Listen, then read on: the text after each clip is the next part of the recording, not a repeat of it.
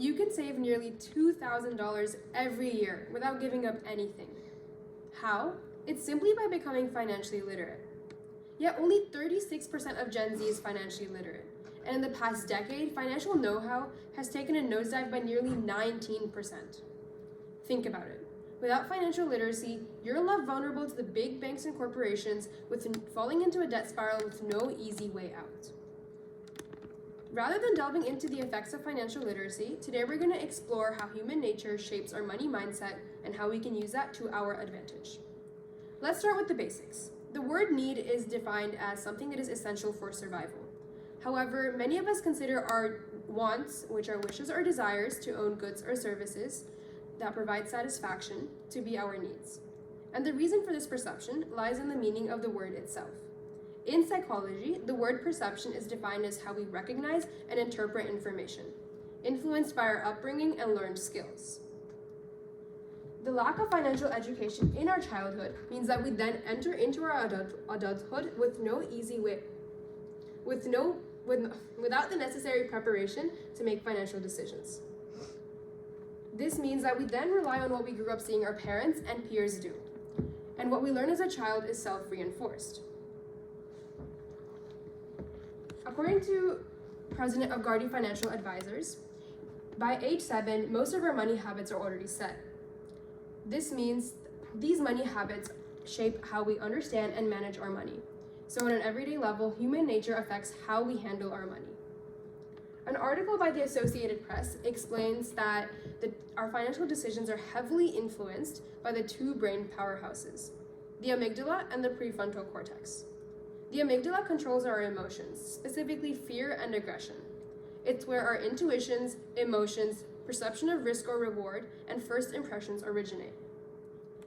On the other hand, the prefrontal cortex is where our analysis and plan formation occur.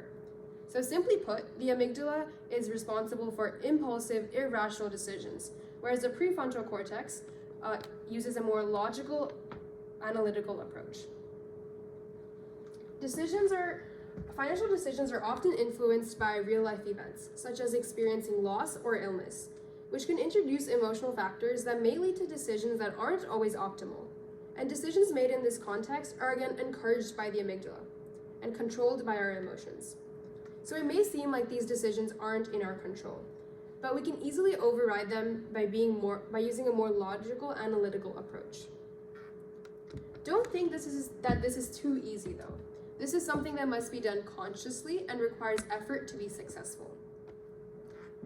Interestingly, it turns out that our brains are wired in a way that often leads to not exactly ideal financial choices. The reason for this is that until relatively recently, humans were constantly faced with resource scarcity and threat, creating a mindset focused on short-term survival. This mindset aligns with the idea of living for today, discouraging saving for the future. In the same way that our brains aren't wired for the modern society, the current financial system isn't designed for the modern worker. For example, despite the fact that nearly 70% of employees are paid weekly or bi-weekly, most loan payments or utility bills are due monthly. These mismatched pay schedules can lead to late fees or missed payments, and can prove to be quite challenging. Similarly, over 30 million full-time workers miss out on amazing retirement benefits simply because of a lack of knowledge. Let's not forget about FOMO, the fear of missing out. Many of our decisions are encouraged by following the herd, an instinct encouraged by the amygdala. Decisions made in this context are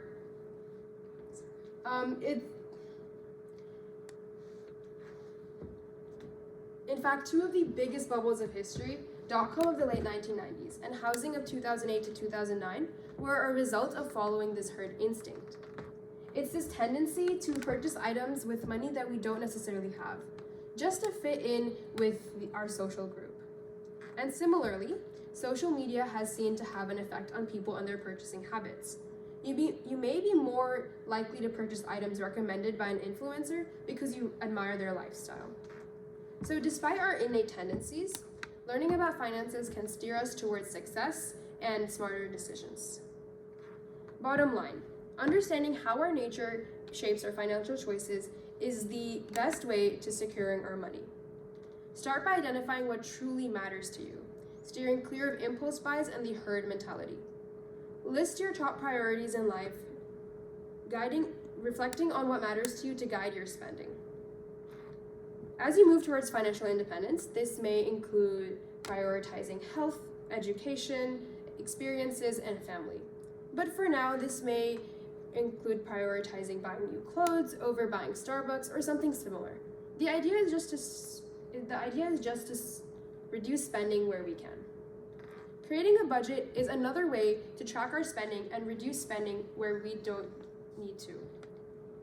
To create a budget, start by categorizing your expenses and then set a limit on each category. For example, I may choose to spend no more than $30 each week on food and drinks during lunch. So I know that I should only go off campus maybe 2 to 3 times in the week. So for many of you, creating a budget is the easiest way to understand where you're spending and then reduce spending where you deem unnecessary. These are some of the easiest ways to reduce spending and become aware of where we're spending, especially as young adults and teenagers. Since rewiring our brains isn't exactly the easiest thing to do, we can also work on changing the environment around us.